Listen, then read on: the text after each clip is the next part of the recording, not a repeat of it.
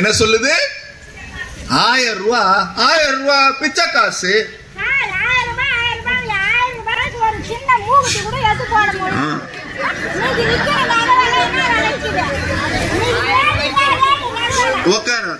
பாரு, ஆத்தாவுக்கு என்ன ஆசைன்னா 10 பவுன்ல 1000 ரூபாய்க்கு நகை கொடுத்தா தான் 1000 ரூபாய் மதிப்பேன். நான் ஒரு விஷயம் சொல்லட்டுமா? உங்க பேர் என்ன? மாலதி.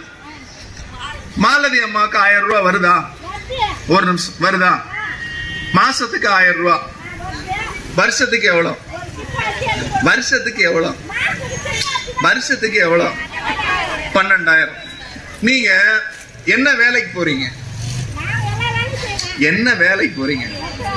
மாசம் எவ்வளவு சம்பாதிக்கிறீங்க? ஒரு நாளைக்கு 300 ரூபாய் அவங்க சம்பாதிக்கிறாங்க. ஒரு நாளைக்கு 300 ரூபாய். 30 நாளைக்கு எவ்வளவு? 9,000 ரூபாய். 9,000 ரூபாய் நீங்க சம்பாதிக்கிறீங்க இல்லையா? ஆமா தானே? ஏன்னா 1000 ரூபாயில ஸ்லாப் இருக்கு, இவ்வளவுதான் வருமானம் இருக்கணும்னு. நீங்க தான் சொல்றீங்க 9,000 ரூபாய் சம்பாதிக்கிறேன். நாளைக்கு நிப்பாட்டினா என்ன கேட்க கூடாது. இப்ப அவங்க சொல்றாங்க நான் 9,000 ரூபாய், இவங்களே 9,000 ரூபாய் சம்பாதிக்கிறாங்கன்னா அப்ப அவங்க வீட்டுக்காரர் எவ்வளவு சம்பாதிப்பாரு? சரி, வேற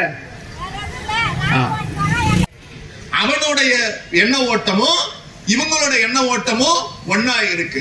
1000 ரூபாய நிப்பாட்டுன்னு சொல்லி அத பிச்சை காசுன்னு சொல்றது பாஜக. இவங்க என்ன சொல்றாங்க? 1000 ரூபாய வச்சு நான் என்ன பண்ணிட முடியும்னு கேக்குறாங்க. மாசம் 9,000 சம்பாதிக்கிறீங்க. இங்க எவ்வளவு பேர் 9,000 ரூபாய் சம்பாதிக்கிறோம்? சத்தமா அந்த 1000 ரூபாய் உங்களுக்கு பயனுள்ளதா இருக்கா? கைய தூக்கி சொல்லுங்க. அந்த 1000 ரூபாய் பயனுள்ளதா இருக்கா? இந்த பாருமா, இவ்வளவு பேருக்கு பயனுள்ளதா இருக்கா? உனக்கு தான் பயனுள்ளதா இல்ல. ரேஷன் கார்டு இருக்கா?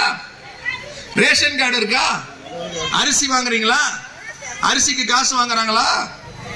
இல்ல இல்ல, அரிசி காசு இல்ல, 1000 ரூபாய் காசு எல்லாமே உங்க வீடு தேடி வருது. ஆனா இவங்க என்ன சொல்றாங்க? அவங்க என்ன சொல்றாங்க? 1000 ரூபாய் எனக்கு